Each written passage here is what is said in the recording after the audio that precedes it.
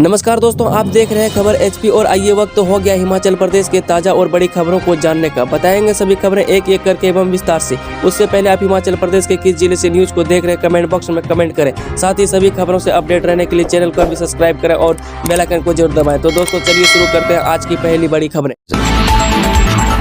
आशा वर्करों को अब 4700 की जगह मिलेगा 5200 रुपये मासिक वेतन। जब प्रदेश भर के आशा कार्यकर्ताओं को 4700 की जगह 5200 रुपये वेतन देने को लेकर आधिकारिक अधिसूचना जारी कर दी गई है। वह राष्ट्रीय स्वास्थ्य मिशन हिमाचल प्रदेश की ओर से जारी अधिसूचना के तहत आशा कार्यकर्ताओं के वेतन में 500 रुपये की वृद्धि कर दी गई है। वहीं बता दें कि अब आशा कार्यकर्ताओं को वेतन के रूप में 5200 रुपये प्रतिमाह प्रदान किए जाएंगे। रुकी भर्तियों पर बड़ी खुशखबरी, खत्म होने जा रहा रिजल्ट की आस में बैठे अभ्यर्थियों का इंतजार। जब पेपर लीक के मामले में हमीरपुर कर्मचारी चयन आयोग के भंग होने के बाद रुकी बड़ी भर्तियों को लेकर एक अच्छी खबर सामने आई है। वहीं परेशान अभ्यर्थियों की चिंताओं को देखते हुए मुख्यमंत्री सुखविंदर सुक्खू ने मुख्य सचिव को इस मामले में कदम उठाने को कहा था। वहीं बता दें कि मुख्य सचिव ने सोमवार को संबंधित विभागों के साथ एक बड़ी बैठक की है। इस बैठक में कार्मिक विभाग, विधि विभाग और लोक सेवा आयोग को भी शामिल किया गया है। वहीं विजिलेंस ब्यूरो से भी रिपोर्ट मांगी गई थी। वहीं ब्यूरो का कहा गया है कि जो पोस्ट कोड जांच से बाहर आ गए हैं उनकी क्लोजर रिपोर्ट सरकार को भी दी जाए। इसके बाद ही लोक सेवा आयोग ऐसी भर्तियों के मामले में रिजल्ट डिक्लेयर करेगा। सीएम को कॉल करते ही शुरू हुआ रेस्क्यू ऑपरेशन। मणिपुर से सुरक्षित निकाले 5 हिमाचली छात्र। जब मुख्यमंत्री ठाकुर सुखविंदर सुक्खू एक बार फिर संकट मोचक के रूप में उभर कर सामने आए हैं। वही दरअसल मणिपुर हिंसा के बीच हिमाचल प्रदेश के कुछ बच्चों ने मुख्यमंत्री को फोन कर वहां से रेस्क्यू करने के लिए उनकी मदद मांगी। वही मुख्यमंत्री को फोन करने के तुरंत बाद इन 5 बच्चों को इम्फाल ईस्ट से रेस्क्यू किया गया, जिनमें एक लड़की भी शामिल है। इसमें से 3 बच्चे एनआईटी के विद्यार्थी जबकि 2 नेशनल स्पोर्ट्स यूनिवर्सिटी मणिपुर के विद्यार्थी हैं। वह रेस्क्यू किए गए बच्चों में से 3 मंडी, एक कुल्लू और एक हमीरपुर जिला का रहने वाला है। बता दें कि मुख्यमंत्री ठाकुर सुखविंदर सुक्खू ने सारी रात खुद स्वयं रेस्क्यू मिशन की निगरानी की। मेधावियों को स्कूटी पर सब्सिडी जल्द।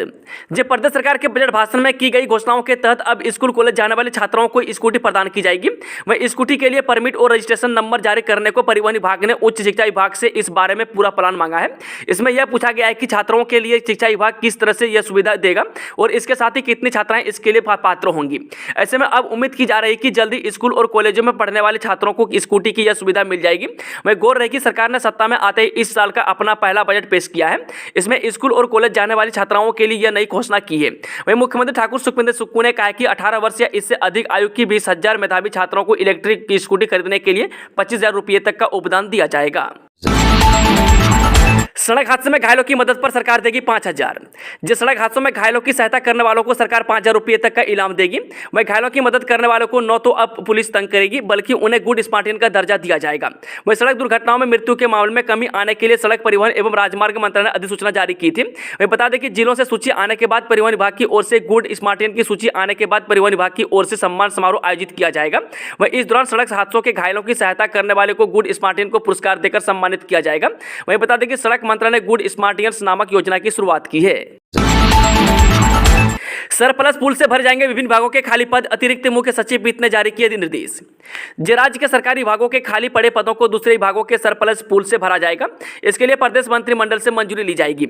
ऐसे में पदों को वित्त विभाग के ध्यान में लाया जाएगा। अतिरिक्त मुख्य सचिव वित्त ने सभी प्रशासनिक सचिवों को निर्देश जारी किए हैं कि संबंधित विभागों के प्रशासनिक सचिव जो रिक्त पदों को भरने के इच्छुक हैं वे वित्त विभाग को एक प्रस्ताव भेजेंगे जिसमें सरप्लस पूल से ऐसे पदों को भरने की प्रासंगिकता को स्पष्ट किया जाएगा।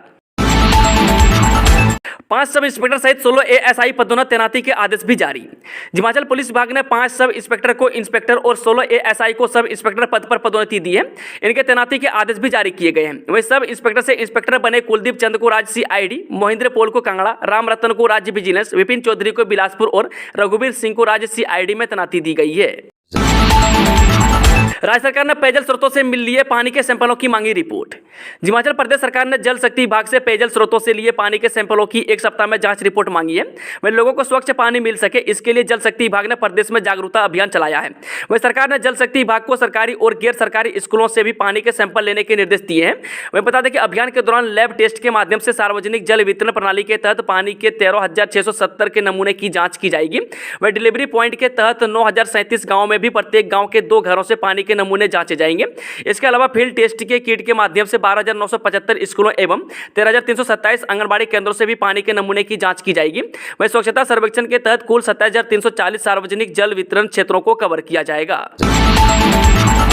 कीरतपुर मनाली फोरलेन शुरू करने की तैयारी, बोर्ड ने सौंपी रिपोर्ट। कीरतपुर मनाली फोरलेन पर यातायात उल्लंघन को कम करने और सड़क सुरक्षा नियमों की पालना को सुनिश्चित करने को लेकर गठित बोर्ड ने पुलिस मुख्यालय को अपनी रिपोर्ट दे दी है। वहीं बाकायदा बोर्ड ने इसको लेकर अपनी प्रस्तुति भी दी है। वहीं कीरतपुर मनाली फोरलेन को जल्द शुरू किया जाना है। इसमें 14 में से 10 टनलों का कार्य पूरा हो चुका है।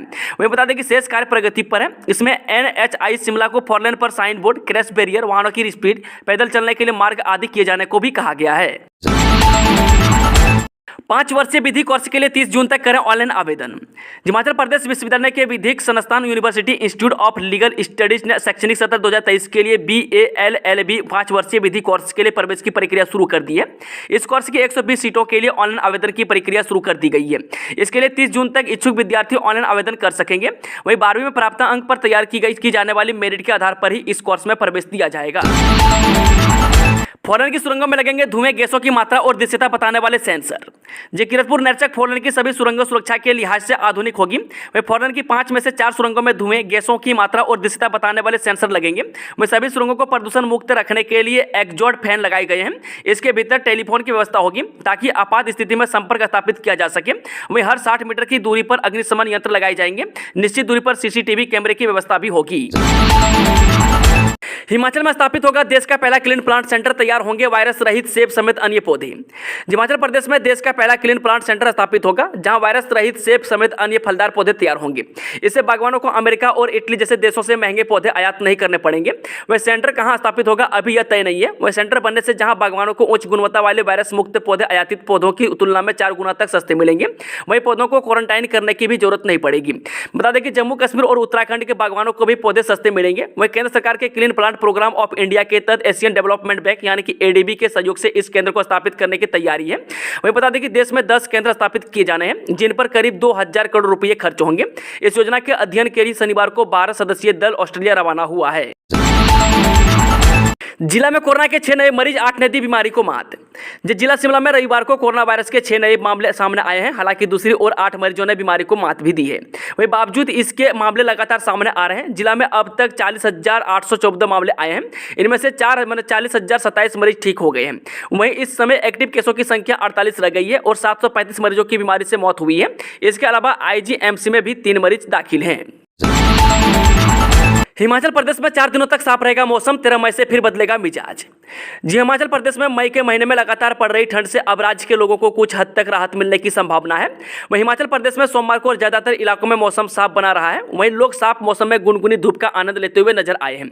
बता दें कि शिमला मौसम केंद्र की माने तो 12 मई तक प्रदेश भर में मौसम साफ रहने का अनुमान है। लोगों को मछली पालने की ट्रेनिंग देगी सरकार, गगरेट में 5 करोड़ से स्थापित होगा कॉर्प फार्म।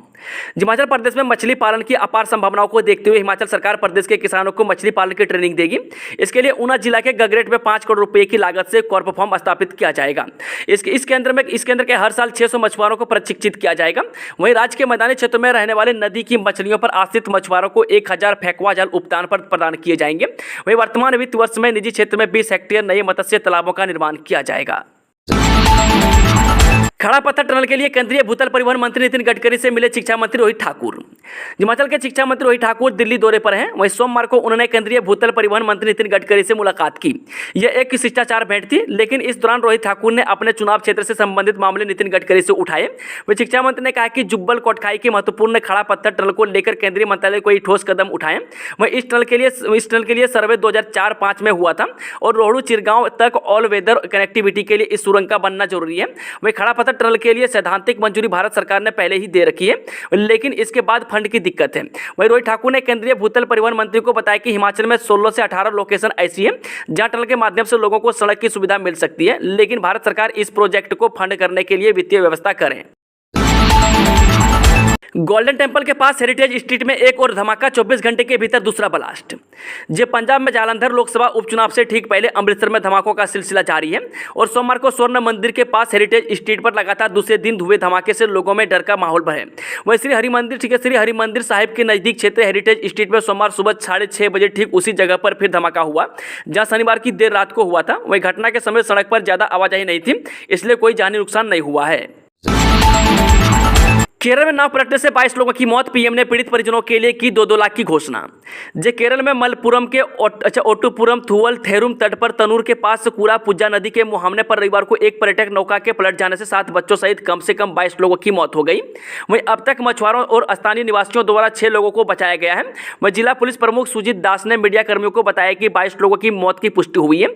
उनमें से अब तक 12 लोगों की पहचान की जा चुकी है। वहीं सबों को तनूर और परपंगड़ी के निजी अस्पताल में रखा गया है। हिमाचल के राज्यपाल का गोरखपुर दौरा, इंटर कॉलेज में प्रयोगशाला का किया लोकार्पण। हिमाचल प्रदेश के राज्यपाल शिव प्रताप शुक्ला सोमवार सुबह एमजी इंटर कॉलेज के कार्यक्रम में हिस्सा लिया।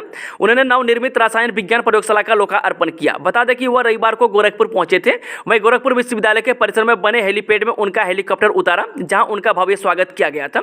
वहीं वह 9 मई को खजनी में गामा पहलवान की मूर्ति का अनावरण करेंगे। वह 11 मई को हिमाचल के लिए रवाना होंगे। वह स्वागत करने वालों में प्रमुख रूप से भाजपा महानगर अध्यक्ष राजेश गुप्ता, उपाध्यक्ष रणविजय शाही, अष्टभुजा शुक्ल, सतीश त्रिपाठी, देशबंधु शुक्ला, अजय राय, धर्मेंद्र त्रिपाठी, दिनेश चंद्र त्रिपाठी, रामाशंकर शुक्ल, कृष्ण कुमार आदि शामिल रहे। चलिए वो चलता आज की आखिरी खबर। पहली बार मई माह में बर्फबारी से लद रही कबायली घाटी पांगी, किलाड़ में 4 इंच गिरी बर्फ। हिमाचल प्रदेश के चंबा जिले में पहली बार मई महीने में बर्फबारी से कबायली घाटी पांगी लद रही है। वहीं सुराल में 1 फीट ताजा बर्फबारी हुई है। वहीं जबकि किलाड़ में 4 इंच तक बर्फ गिरी है। वहीं बर्फबारी का दौर जारी है। वहीं विभिन्न रूटों पर बर्फबारी की ओर से बारिश से वाहनों की रफ्तार थम गई है।